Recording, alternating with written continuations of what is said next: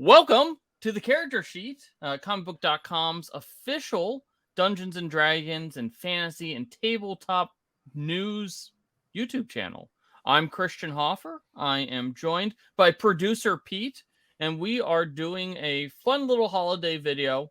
Our version of holiday video. Why actually talk about the holidays or anything like that when we can talk about Dungeons and Dragons? That's right. We've got every single official Dungeons and Dragons setting tier list, using, of course, the classic Dungeons and Dragons rarity chart, with legendary being the very best setting, all the way down to common being the 10-foot wooden poles you throw on the floor instead of looting.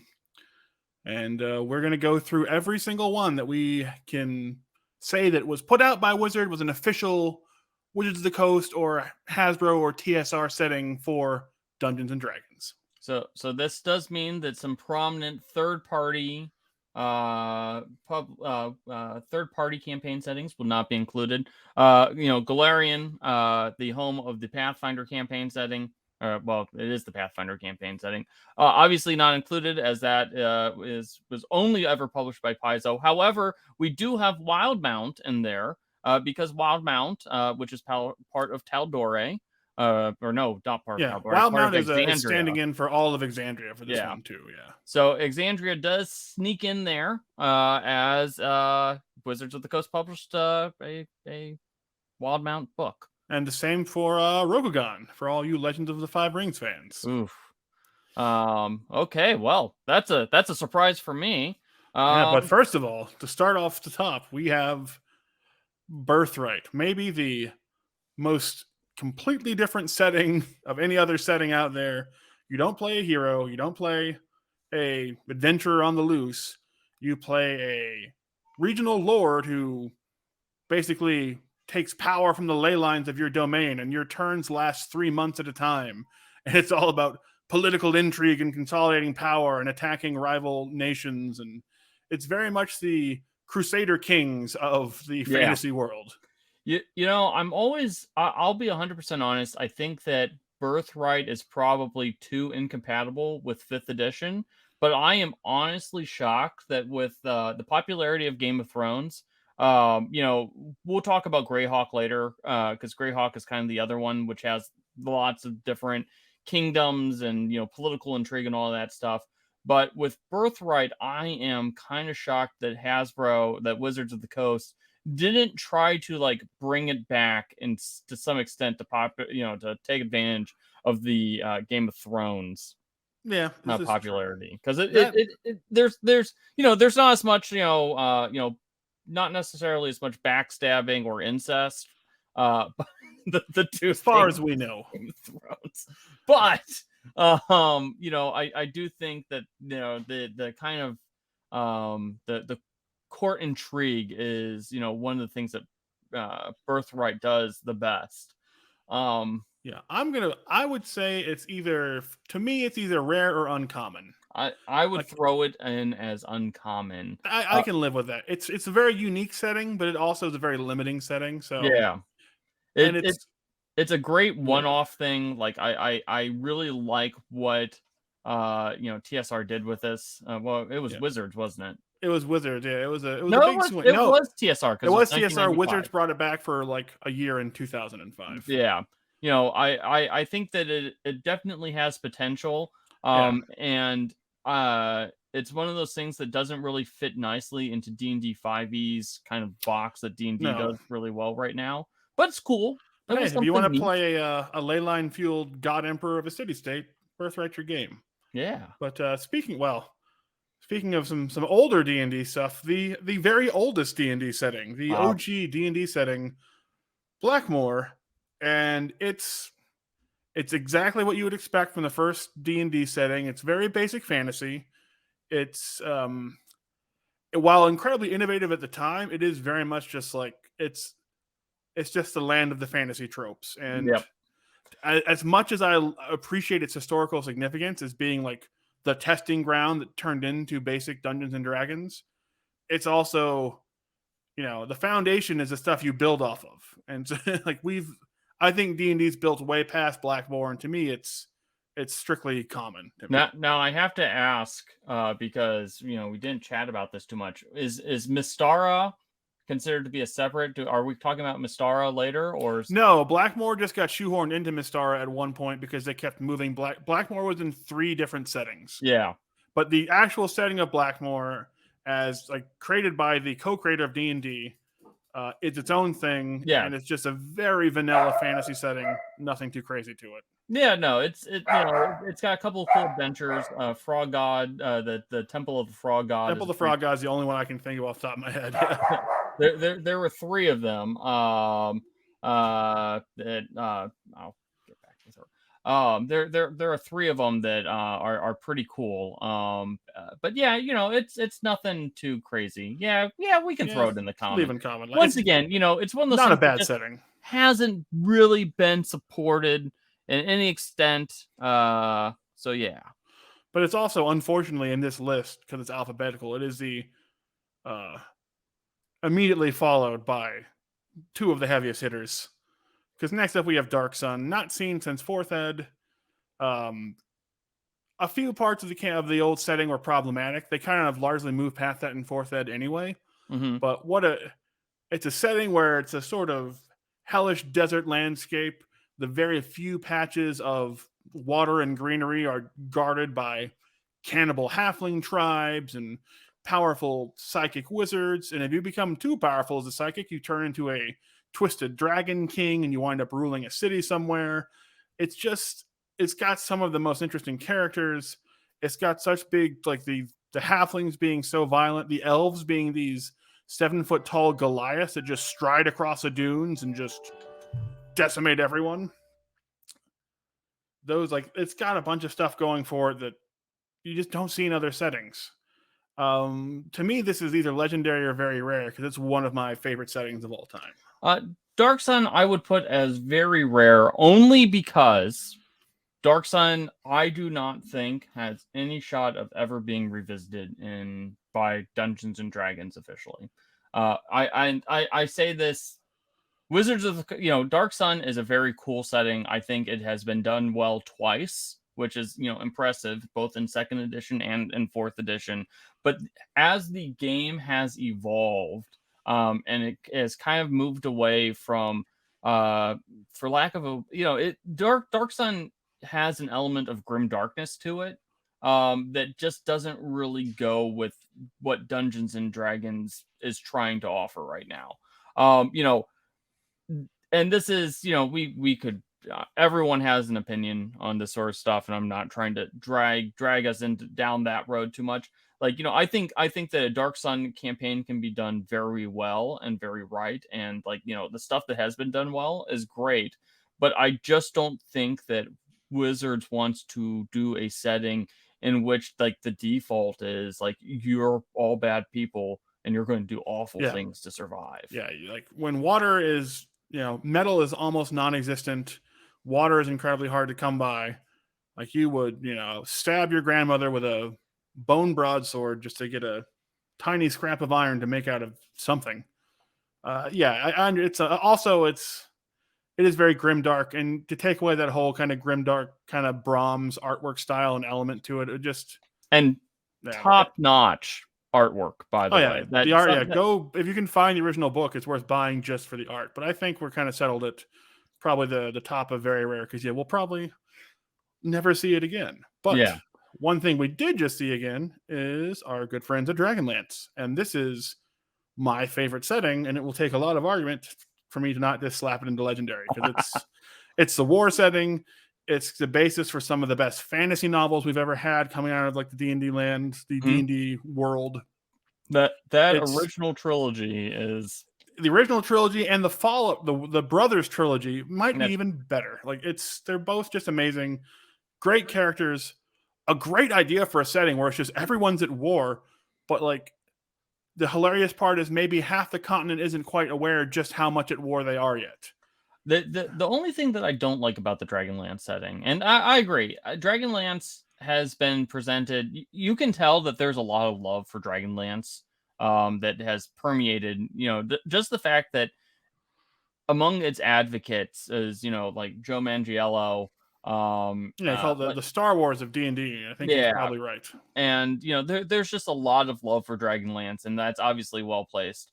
I think that in Wizards of the Coast kind of did a good job of presenting some of the weirdness that is in Dragonlance. Like that's the thing that Yeah, the flying citadels in the new one, like yeah all the cool the pirate, like you've got Minotaur pirates, you've got, instead of like hideous ogres, the ogres in Dragonlance are these incredibly beautiful, almost like elfin creatures. Like yeah it's like got a lot going for it.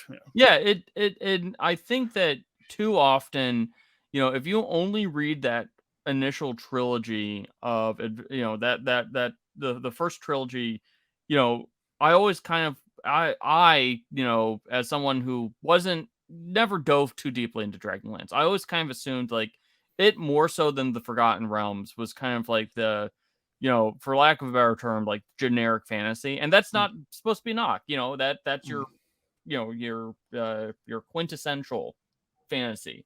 And kind of diving back into it in the last year or so, I realized how much weirder and cooler the actual setting was. Yeah. Those novels are driven a lot by really strong characters. Strong characters, an interesting, what seems like a basic concept that's actually expounded on, and like the whole, like, you were at war with these dragon armies, and the fact that Mhm. the gods have abandoned this like entire world, but there's like little sparks of their like divine magic left here and there. The entire magic system was the three towers is fascinating. Like the reason that like this stuff has, it's not that there's a lot of tropes in here. There's a lot of tropes that are slightly tweaked, but mainly this is the basis for those tropes because they were the ones to do it first and do it best. But I think that the only knock that I will stand by with Dragonlance is I really think that their naming conventions need works. Like you have your red dragon army, your blue dragon army, your black dragon army, green dragon army. Even like the lunar sorcery. Other than that, fantastic setting. Yeah, we can throw it in legendary. It's earned it. wow. All right. And then we spent a long time on that one, so I have very little to say about this one. It's Eberron. It's a really boring setting to me. What? It's the setting of like, oh hey, we are the same as every other setting, but we're like 100 years in the future. And like we've got No. clockwork golem people, and then we've got, everyone walks around with like a house ward on them. And just to me, No. it became such a, it's so synonymous with like all the things that went wrong with fourth edition to me that I just never got into it. And also it's never had an amazing adventure. I will agree with that. Eberron. So Eberron's the big problem with Eberron is that it is such a fantastic setting. I don't think a lot of people know what to do with it.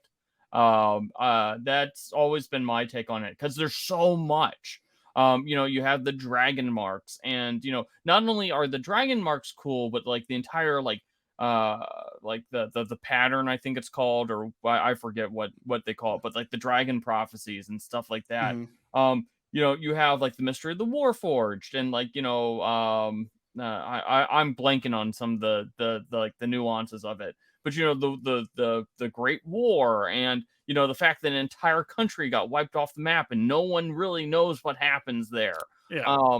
There's a lot of like, it's how it is presented. It's a very cool starting point that you can do a lot of different things with. Then the problem is that they never really did much to follow up on it. Even in like the Adventurers League that they released, because they released an Adventurers League for Eberron. Like I don't think too many people ran that and did anything with it. Eberron is my last thing on it's just too many cooks. Eberron is trying to be like 18 different things at the same time, and so none of them get the attention they deserve. You can do a lot of things there, but there's not a lot of depth to the world building for me. For me, it's an uncommon at best. But Oh, you gotta put it as a rare one because the thing is that Eberron is the last great setting created by Wizards of the Coast. Since then, they have not put out like a true. We will talk about stuff. Yeah, all like the magic stuff. Yeah, that's fine. Yeah, like, yeah. In the order, and just to keep it, because we've still got 15 more to go. Yeah, I'll put it in rare, but it's just as a warning. It's going to be sliding down to the back of rare. as we go along. Next up, standing in for all of Exandria, we have the Explorer's Guide to Wildmount, but basically this is just Exandria, the Taldore setting. This is the Critical Role setting. And while it's an interesting setting, there's nothing particularly... The thing that makes it so good has always been the characters involved in it, like the Critical Role characters, Matt Mercer's storytelling. The world building itself isn't particularly deep. It is full of a lot of interesting characters, but like the geopolitical structure of it all is very much cut and paste from other things to me. And so to me, as much as I think, and I don't think it needs to be anything more than this, because like I said, it's just here to let the characters shine. I think it's an uncommon. So Exandria, the strength of Exandria is that it is built upon a super firm foundation. A lot of, Matt Mercer's stories and the stories that we have seen in Exandria Unlimited all point back to some extent or another to the Calamity, and the war between the gods. And that, and Exandria is a world that thousands of years later is still to some extent dealing with that. You can kind of tell. Yes, and if that sounds familiar, a cataclysm, a war of the gods, 1,000 years later, we're still dealing with that. That's because that's the Dragonlance setting, which is what a lot of this got lifted from. I was going to say... He brought the gods back, although he only brought back half the gods. In his defense, all the betrayer gods are still locked away. I was going to say, it all sounds kind of like a Final Fantasy game. It also does too, and he's a huge Final Fantasy fan, which makes a lot of sense. That's the thing. It's like Exandria is basically a traditional Dungeons and Dragons setting built upon a Final Fantasy chassis. So I would put it as rare, because you can say what you want about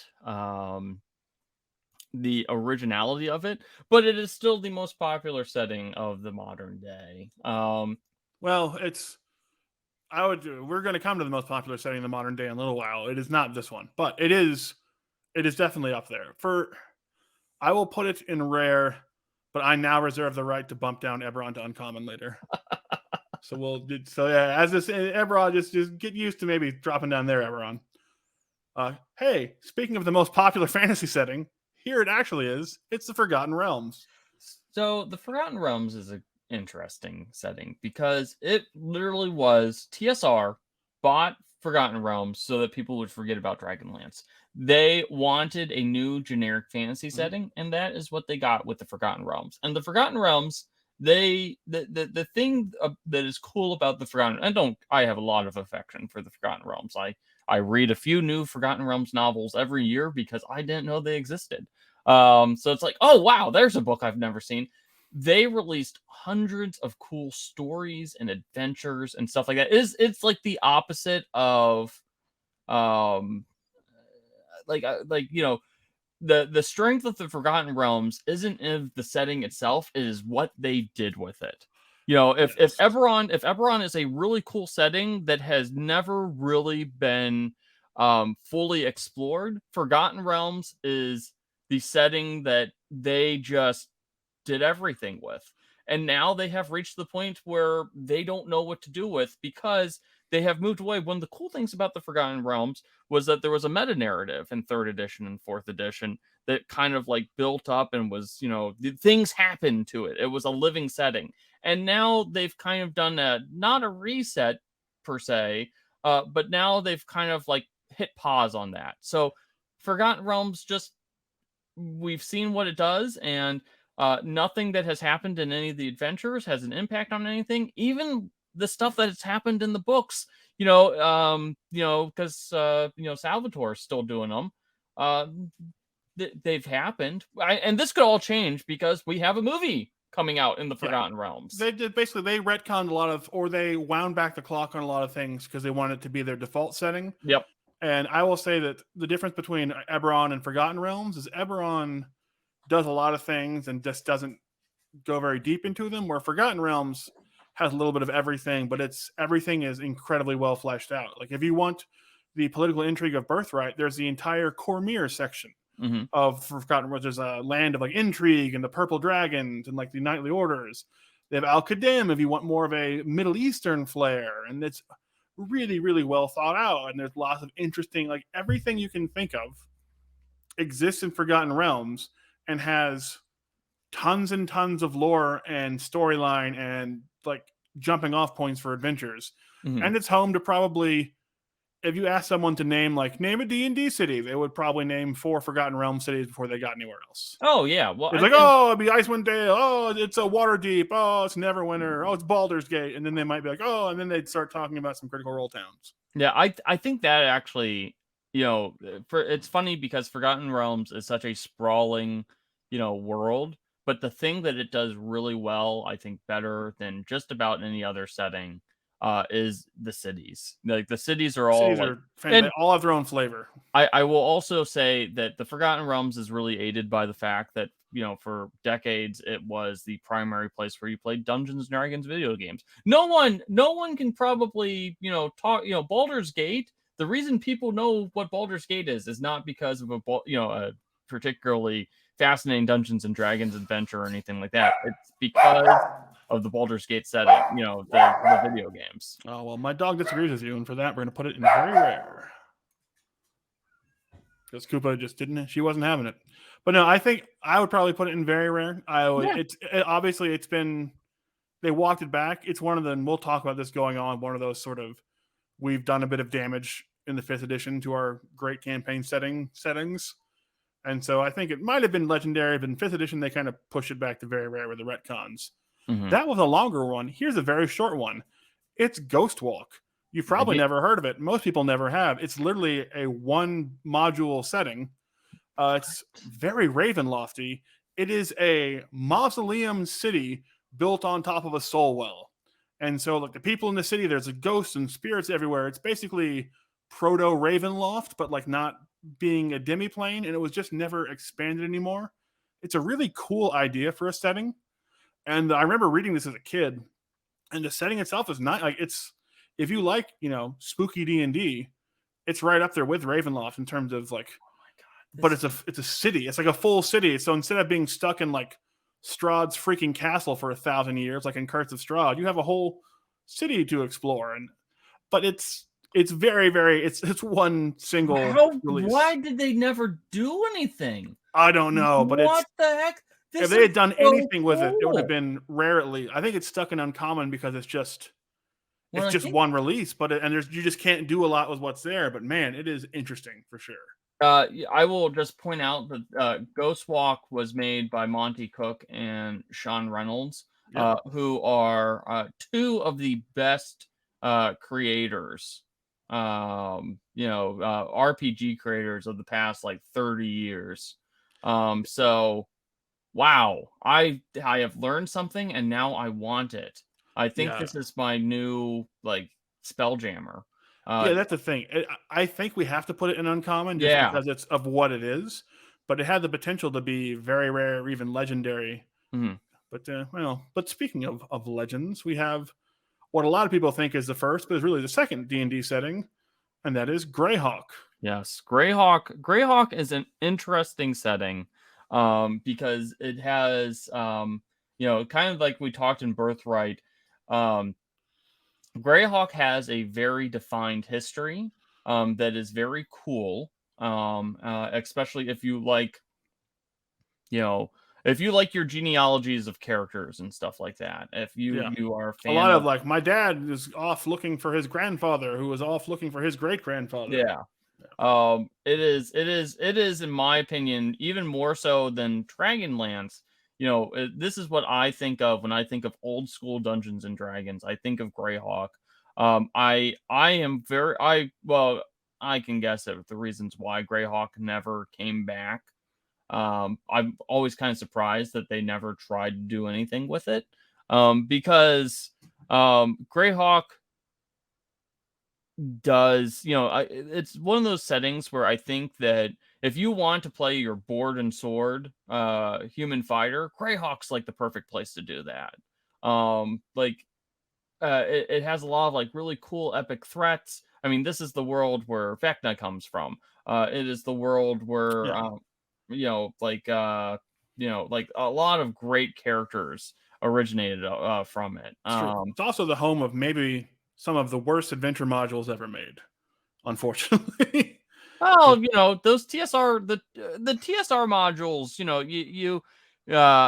you have to remember that those early TSR modules, and I actually have a lot of affection for the really old TSR modules, because it was really interesting watching people learn how to write a Dungeons and Dragons adventure Yeah. in like real time. Like those early days are just kind of weird and hilarious. Yeah, I would put this firmly in the rare setting. It is, kind of the I would put this as kind of like the bar that was set. Anything that is better than Greyhawk is a good D&D setting, and anything that's worse than a Greyhawk is a bad D&D setting. I agree. For me, it's either uncommon or rare. I'm tempted to put it to uncommon because I recently learned that instead of Orth, the name of the actual world, it's pronounced as if you have a Brooklyn accent, and it's called Oith. Oith, Like, yeah. I'm from Oith. I find that infuriating. Well, But because I will put it to the tail end of rare, and then look, Eberron fell down, and so then we'll just leave it like that. It bumped Eberron because you're right. Compared to Greyhawk, Eberron, man, you do not like it just doesn't do anything. But hey, here's another really short one. It's Jakandar. Okay, It yeah. is a very short-lived but interesting setting where basically you had a island of barbarians neighboring an island of necromancers, and they didn't get along, and that was effectively a lot of the barbarians hate magic tropes from the Ron Howard kind of Conan era brought back to life, and it had a lot of Conan's barbarian flair to it. But because of that, it's also pretty derivative, and that's why it didn't last super long. Like, Yeah. it was intentionally an homage to some Conan stuff, but well, yeah. they made a Conan setting briefly. Yeah, So I was about to say, just go play the Conan setting if you're really that. Like, to me, this is common. Like, it's oh yeah, no, it was one of the kind of short-lived and not very cool. Yeah, like there's nothing wrong with it, but like there's better ways of doing that. An interesting one is Lankhmar, which is the setting of Fafhrd and Grey Mouser from the old Fritz Lieber novels. Oh wow. Lankhmar, it had an official setting. It's a really interesting setting in terms of it's this massive city on the coast of this world called Nuon, and it's called like the city of 7,000 smokes because it's this industrial city. Smokestacks are everywhere. Like, it obscures the night sky with all the smog, and it's very grimy. Like, the Thieves Guild is literally located on the corner of Murder Alley and Cheap Alley. Mm-hmm. And it's just a really interesting. It's based in like the novels came out in 1930, so it's the first real look at like an urban fantasy setting. Like, it's not high tech. Like, no one's going to really run around with like pistols or anything, but it's that first sort of borderline steampunky setting. But it's kind of like almost like a predecessor or stuff to like Blades in the Dark. Very much. Blades in the Dark would be, you could literally do almost a 1-to-1 transition between Lankhmar and Blades in the Dark, because it's all about surviving this gritty, terrifying city. Lankhmar is interesting. So in the history of Dungeons and Dragons, while everyone assumes that Dungeons and Dragons was very heavily influenced by Lord of the Rings, it was not. Gary Gygax, went to his, grave talking about how, no, like, I only put in halflings because, people kept putting in halflings in because they read the Lord of the Rings books. But there were a couple of like more not obscure fantasy books, but this Lafnar is one of them. Like, that kind of like really influenced the early Dungeons and Dragons and early fantasy. If you read through like the early Dragon magazines, they frequently bring up Grey Mouser. The Elric novels are the other ones that are Dungeons and Dragons, hugely influenced by Elric. Yeah, I'm trying to remember there's literally a series of very popular novels now that I've completely blanked on. They're effectively just a complete reskinning of Fafhrd and Grey Mouser. No. Oh God, I can't believe I blanked on. It's not Michael Stackpole, but it's the Are you thinking of Liza Lockmora? No, that's a great. This is the one where they've got the even they even call the thief Duster, and like Duster, there's like a nickname for thieves in Lankhmar. The thief nickname is Duster, and it features like another big kind of a big strapping swordsman guy who's a lot more pragmatic than people think he is. And I'll have to.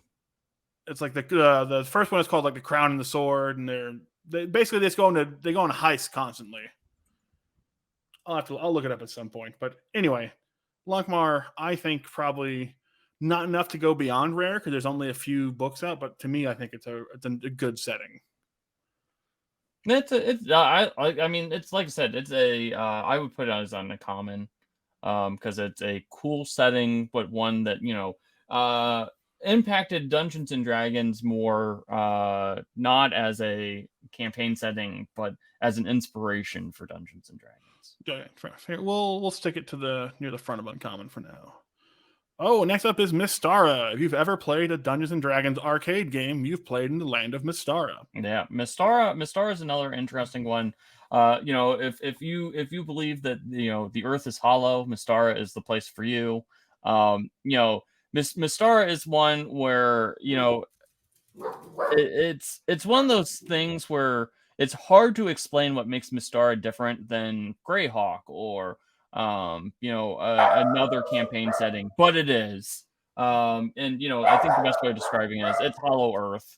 Mystara is fine. It's hard to. I'm sure that it's a pumpkin spice latte of settings. It is. It's fine. It's acceptable. Yeah, they have a few. They have like Savage Lands, which is interesting, but like yeah. Like that's the thing. But it's also super basic. It is super basic in that like the character classes are back to basic D&D. Like you have fighters and you have elves. Dwarves is a character class. Like it's very much a throwback setting. Like I don't really see a lot of point to going back to it now. But it's fine for what it was. This might even be common to me. It's common or uncommon, and I could go either way. Yeah, like Mystara is one of those things where if you are of a certain age, you have a lot of affection for it, but otherwise it has never made an impact unless you play Dungeons and Dragons during a very specific era of the 1980s. And that's kind of what my thought on Mystara is. It was Michael J. Sullivan. He's the guy that wrote the reskinned Fafhrd and Greymouse. Oh yeah, okay. He's like Sept of Thords, and the the Adventures of Royce Melbourne and Hadrian Blackwater. Michael Sullivan is like a dude who got popular because of Reddit, and good for him. I'm not saying that I haven't read all those books. I'm just saying that they're very much reskins. But yeah, I think we'll throw it at the bottom of uncommon for now, probably. Fine with me. Yeah. Next up is one we almost left out.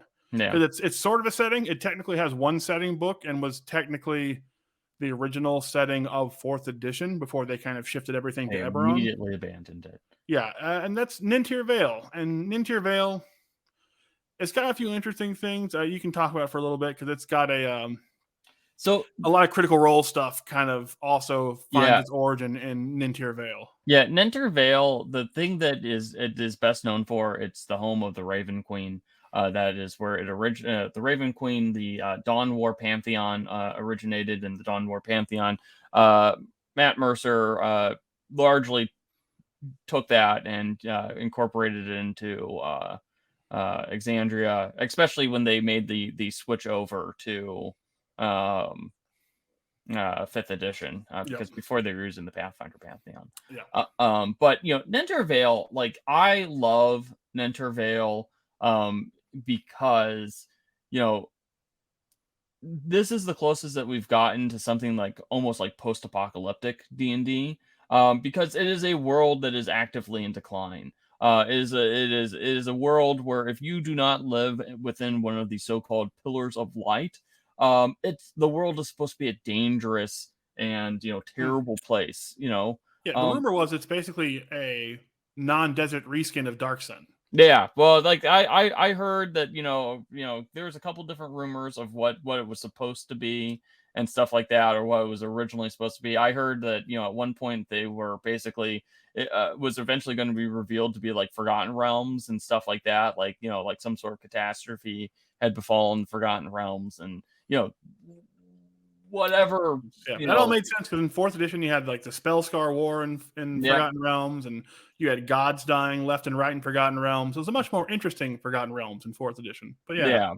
But Well, I think because of its shortness of like of how quickly they abandoned it and the limited material available for it, I'd still probably put this in rare. I think it's still I think it's a really cool concept. A lot of my D&D campaigns, my home D&D games, deal with some of like the general themes of Pillars of Light.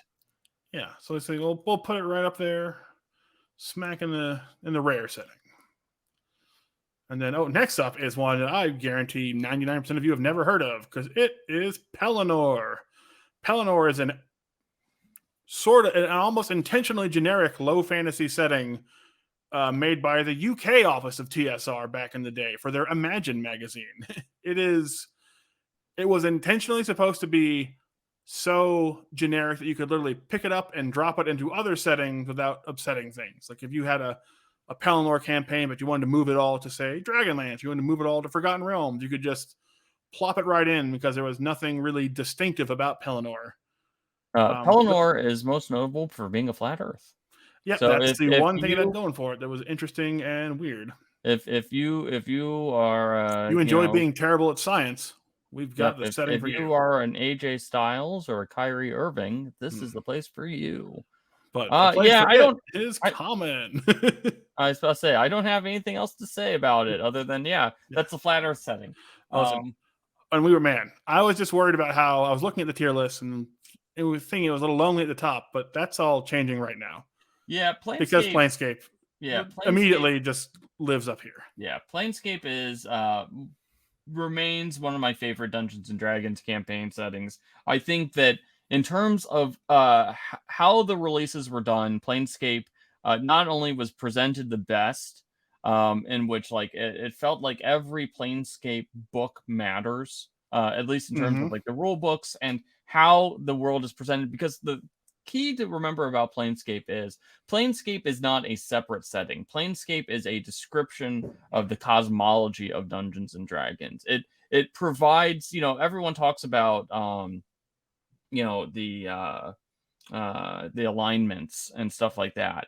This was the setting in which alignments matter, because you literally had worlds and planes that were defined by those alignments. And not only was there, a very defined set of rules and a lot of those things that were based on those settings.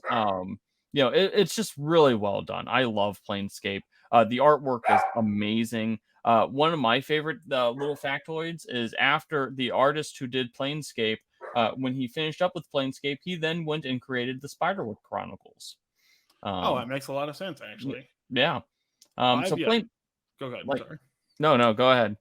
I was like, Planescape. It's also home of the one Forgotten Realms game that most people will remember, which is Planescape Torment, which is a fantastic game. But when people talk about Planescape, most of the time what they really mean is the city of Sigil, which is it's maybe Sigil. The best city. Sigil, yeah. Yeah, I was about to say, you pronounce it Sigil, the Lady of Pain will come after you. That's true. She will get very upset. But it is maybe the best city in all of D&D. The City of Doors. The City of Doors, ruled by a sort of force of nature, an uncrowned god, if you will, like the Lady of Pain, who just kind of floats around inscrutably, handing out justice or ignoring injustice, just kind of whatever whim takes her that day.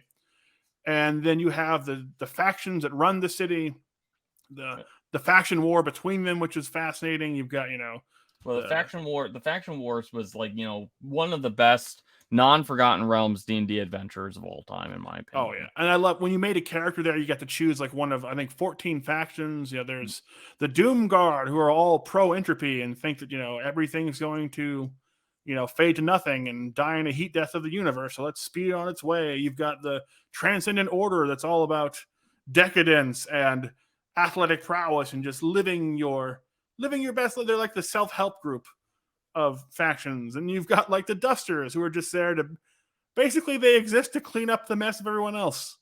They're like, man, these factions are sure messy. What with all their murdering each other and stuff, we're just going to basically be the self-appointed janitors of the city. And like every version in between, like it's so fascinating. If you don't like the city itself is built on the corpse of a dead god. It's such a fascinating. And if you don't like it, there's a gate to any other plane in the D&D realms, just somewhere in the city. You're just one gate away from going anywhere you want, and that's why, to me, it's up there with Dragonlance is like the best of all time. Yeah, I absolutely agree with all of that. Every last word. And now another classic, although I don't know where to land yet, is Ravenloft. Ravenloft is one of those, when I talked earlier about 5th edition doing some damage to the settings that came in like, 4th and 3rd and 2nd edition, Ravenloft was one that used to be a much cooler setting. And then 5th edition basically shrank it down to like, they reduced it all to Strahd to a degree. They expanded it back a little bit with Von Richten's guide, but like it's it's not what it used to be. Well, so the thing with Ravenloft is that Ravenloft had some of the deeper, it at one point, because it Ravenloft started off as just a single, it was where Strahd lived. That Curse of Strahd is just a redone version of the original Ravenloft campaign setting. And it was so popular that they decided to do more Ravenloft. And so in some manner, in some ways, what we've seen with Ravenloft in 5th edition is just a growth of that. Where we started off with Curse of Strahd, and Curse of Strahd is 5th edition's most popular adventure, and so they decided to do more Ravenloft. The difference is that when they were releasing the original Ravenloft stuff, every Domain of Dread basically got its own book, its own novel, or its own adventure. There's lots of room to elaborate upon all of those. In the Ravenloft, in Van Richten's guide, and this is just the problem with 5th edition, they don't do splat books anymore. So they had to go and pick and choose which Ravenloft things to, and fit it within a 256 page, 256 page campaign setting. I think the updates that they did to Ravenloft were fantastic. I really like the idea of, instead of just making a bunch of derivatives of, classic horror stories, I think that Ravenloft, I think that, kind of like theming it to like this place is going to do zombie horror, this place is going to do cosmic horror, things like that. Really interesting stuff. Yeah. So I love Ravenloft. I have a lot of affection for Ravenloft. I think it's a really cool setting, really cool concept. I actually think that 5th edition made it stronger, it provided a stronger foundation for it. I just wish it would have been supported more. Yeah, I think 5th edition, I slightly disagree in that I think they rolled back too much, because I think one of the cool points of the old Ravenloft was that as Ravenloft kept going along, it became the nexus for like all your favorite undead characters from every other setting. And they each sort of got, like, the Red Wizards of Thay from Forgotten Realms got their own Domain of Dread for all their necromancy. And then, of course, you had like Lord Sauce pop over from Dragonlance, and he had his own Domain of Dread. Then they had standalone stories and novels in there that kind of even further expanded on it. And it felt like they contracted it back a bit in 5th ed to kind of reset the clock on that. But it's one of those ones we can disagree about. But I think it's probably, it's probably rare.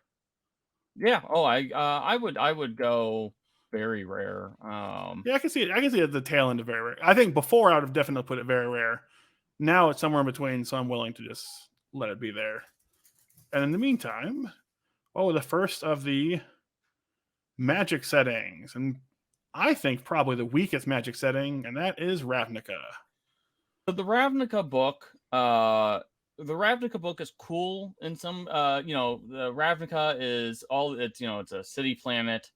City of the guilds. And it's, dominated by all these guilds, and it did a really good job of bringing those guilds in, and once again, they just ran out of space. There is so much more than Ravnica than just the one district that the book kind of focused on, and they had a tall task there because they had to explain 10 guilds. They had to, Yeah, Ravnica feels a lot like what if you took the idea behind the City of Sigil and Planescape and you just rushed it real fast.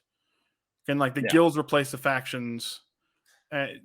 We'll talk about a lot more Magic settings here in a minute, but to me, this is, I think, by far the weakest. I would say it's uncommon. I think it's so under fleshed out that it's, unless you're a huge fan of those particular sets of the Magic the Gathering card game, I don't really see a reason to revisit it for a campaign. I'd probably say it's uncommon because the guilds are interesting, but that's about the only thing it has going for it. Yeah. I mean, in what Wizards of the Coast has published in a D&D novel, or in a D&D book, yes. I will slap it here. Surprise entry for Christian was that Wizards of the Coast and Dungeons and Dragons were for a couple years the official home of the Rokugan setting, the Legends of Five Rings. Legends of Five Rings, very popular card game, very popular RPG setting in its own right, home of the many clans of the samurai-like the Crab Clan, the Lion Clan, the Unicorn Clan, who are effectively the Mongol horse raiders of this era, and they're all protecting their land from demonic invasion by these Oni that live on the other side of the wall, guarded by the Crab Clan. It's a very interesting take on a lot of Asian mythology mixed with a little bit of unexpected Northern mythology. So my entire thing on Rokugan is just this. There is I'm going to look up the podcast. I believe it is called Asians Represent. Give me a yes. It's called Asians Represent, and I recommend that everyone listen to it about their opinions on Rokugan. It is and this is a D&D video with two white people in it, but I will just say that Legends of Five Rings is a very much a setting that is written largely by white people. Yes. Full disclosure, because of the way they used to do all their tournaments and you get points for, writing fiction for them, I've written some stuff for them. And yes, it is very much Asian-themed fantasy written by white people. And for that reason, while I love the setting in terms of like when I was playing the card game, as a D&D setting, it's not offensive in any way, but it is not as fleshed out or as nuanced as it could be. And I think that probably puts it where, while it could be even like a very rare in terms of like all the amount of interesting things you can do in the setting, I think the whole, it is Asian representation as written by white guys kind of a thing probably drops it down to rare. Like it's good. It's not bad. It's not as great as it could be, but I think it's middle of the road. In fact, I'd put it at the very end of. I think it's probably the weakest thing in the rare setting, but it's got a lot going for it. It's just, it would have been nice to see a little more nuance there. Oh, but speaking of things that make me slightly sad, hey, Spelljammer, you would have been in Legendary up until about a year ago. But man, 5th edition came with a hammer and probably nuked you back to uncommon. It's what a fall from grace. Yeah, the box set did Spelljammer no favors. It's a space combat setting in which you don't know the rules for space combat anymore. Yeah, it's got a lot of great races. Like the GIF are one of my favorite races, and I love some of the when the Spelljammer cycle is one of my favorite obscure D&D book series for years and years. So Spelljammer, the weakness of the original Spelljammer campaign setting was that it was it presented a really cool world, but it didn't have a lot of lore because it was seen as almost an extension of the Forgotten Realms because you could travel to, around it's space. lore. You were in a lot of stuff happened in realm space, but like, basically the lore was either it was the cool between the crystal sphere stuff where you had like, the evil Neogi, the crazy like almost spider centaur people that ran around with like giant Umberhulk slaves, and they were like the pirates of the between spaces and of the ether flows. But Yeah. they did kind of rely on like, hey, and when you're bored, you can just fly to any other campaign setting and drop off your spelljamming ship and have an adventure there. So, but as much as that is like, that probably would have put it at legendary or very rare to me back in, before they updated it. Now with the just completely unfinished setting that it is currently, it's probably uncommon, which makes me sad. Yeah. It's a shame. I think ultimately they stumbled into the same pitfall that the original Spelljammer fell into, and I really had high hopes, but this 5th edition kind of going light on lore, it really hurts because when you have paper thin settings, like Spelljammer had a lot of really cool ideas that just no one did stuff with, and it was like one of those cool like what ifs. Like, man, it would have been neat if they had like done more with Spelljammer instead of like TSR going bankrupt. Bad timing on their part, but yeah, I think it's comfortably in the uncommon section. And to wrap it up, we've got 2 different Magic the Gathering settings. We got Strixhaven, and we have the Theros setting. So Strixhaven. Let's talk about Strixhaven. Yes. So Strixhaven was basically like, we want to do Harry Potter, but we don't want to give J.K. Rowling any money, and good for them on that. Yeah. So the issue with Strixhaven is that one, you read that Strixhaven book, there is not an ounce of lore in there. Not a single. It is very much just an adventure. It is literally just like, we have a school. Here's what, and here's an adventure that's set in the school. And the school itself is pretty cool. Now, mind you, like Ravnica, that school is built upon this idea of, we're going to take 2 mana colors and fuse them together, and it doesn't quite translate well with 5th edition as presented. So Strixhaven is an above average adventure, but a below average campaign setting. You can't do anything with that as a campaign setting, because there's nothing to it. It's paper thin. There is no like deeper meaning to any of it, and and that's the problem. I would just say that I think that while there's not like an official campaign book for or a campaign setting book for it, because it's obviously just that big adventure module, I think it lays the foundation for what, granted, will be a lot of footwork for a D&D DM, like a lot of legwork going involved in terms of fleshing it out. But the foundation is there for a much more interesting setting than in Ravnica, which is why I would probably say it would be either at the front of the uncommons or maybe the worst of the rares, just because D&D is being lazy and you're going to have to do the work. But the setting, like the bones of something very interesting, are there.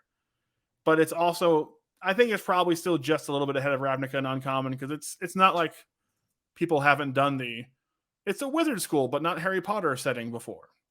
Like, see the Magicians, or see 1,000 different Kindle Unlimited books. Like I said, it's one of those, like, quite frankly, Strixhaven, if not for the fact that Strixhaven is also the name of a Magic the Gathering setting, this Strixhaven really feels like a third-party book. Yeah. And it's not a knock on it. There's a lot of great third-party books, but there's just nothing to Strixhaven beyond just like we want to do Magic School, which Magic Schools are cool.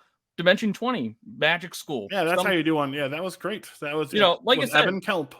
There is nothing wrong with Magic Schools, and there's nothing wrong with D&D doing Magic Schools. And like I said, the Magics and some of the stuff that Strixhaven actually did, like mechanically speaking, awesome. Like I really liked how they did like relationships and downtime and things like that. It's just that as a campaign setting, Strixhaven, it wasn't a campaign setting. Yeah. There's no backstory, lore, history, or anything to it. Yeah, but I think we can both agree it's still probably a little bit better than Ravnica. Yeah, no, I wouldn't say that. I think the bones of something more interesting are there, and with Ravnica, I think it's just an underfleshed out, pretty generic fantasy setting. No, if you read through Ravnica, there is a lot more in that Ravnica book. Like I'm talking about the book. Like I said, Strixhaven is a cool Strixhaven is like, if you want to do a magic school in D&D, here's how you do a magic school in D&D. And like I said, like the mechanics of it, absolutely fine, but it's not a campaign setting. It's literally, there's nothing to the campaign setting itself. You can't go and take the Strixhaven book and run literally anything but the Strixhaven adventure presented into it. Like there's nothing but a couple. Well, you can, but you have to add all the specific elements yourself. Yeah, Like, you've got the there's foundation nothing. for it, but that's it. There are no adventure hooks. There's Yeah. nothing beyond like, kind of like generic bits and pieces to Yeah. it. Ravnica, like I said, well, the issue with Ravnica is that they were like, we're going to go and talk about one of the richest Magic the Gathering settings. Something that we have written novels about and all these short stories, and there's all these characters and the guilds and how they interact with each other and all that, and we're going to fit that into a 200-page 200-page book, and it just didn't do it. All right. Well, and yeah, because we're We're nearly the hour. Speaking of magic that gets there, yeah. The Theros is definitely the best campaign setting book that was released for Magic, and it's probably, I would say, one of the top 2 Magic campaign setting books released for 5th edition. To me, it's easily the best. It also adds a nice bit of that Greek Roman flavor that was missing in D&D. Yeah, because Theros always had that very sort of Olympus level feel to it. Like everything's very Greek mythology adjacent in Theros, which is something you don't see a lot of in D&D, which is strange to me. Yeah, it's a classic mythology. You just don't see it explored a ton. No, Theros is fantastic. It is, like I said, the best example of a campaign setting book for 5th edition. Yeah, and I think it is. It's not something I'm going to run out and like try and make a campaign for immediately, but I think it's definitely in the rare tier. I think it's I think it's definitely up there with the Exandrias and Greyhawks and Nentir Vales of the world. Yeah. But if we do this, with that, our final puzzle piece, we've got Dragonlance and Planescape at the very top, followed by Dark Sun, Forgotten Realms, and Ravenloft coming in at very rare, and then Nentir Vale, Theros, Exandria, Greyhawk, and our strange friends at Rokugan in rare. And then the usual suspects in uncommon. Some victims of recent 5th ed nonsense like Spelljammer, some under-fleshed out things like the magic stuff and Birthright. And the common stuff is, like, the common stuff isn't bad. It is mainly a function of its age and the fact that it's foundational. Like, it's something to build off of. So there's not really a way to go wrong with a D&D setting, but I think I'm pretty happy with the way the tier maker turned out. Yeah, no, I think this is a good starting point for conversation. Let us know what your thoughts about our tiers are, and let us know what your favorite D&D campaign settings are in the comment sections. Or, you should follow us on D&D Sheet. That's what we are on Twitter. Follow me at Seahoff or Seabus. Pete is over at Vegas Vanguards. And let's get the conversation started. Toss us a like, toss us a subscribe if you feel like it. Tell us what you want to see for the next tier list. We have as a really quick teaser coming up, I think probably our last video of the year is going to be the actual play tier list for 2022. So the best from Critical Role to Dimension 20 to some things you might not have even heard of before. We're going to rank all the big actual play shows that happened during the year, and we'll see how many of you we can outrage with that. Okay.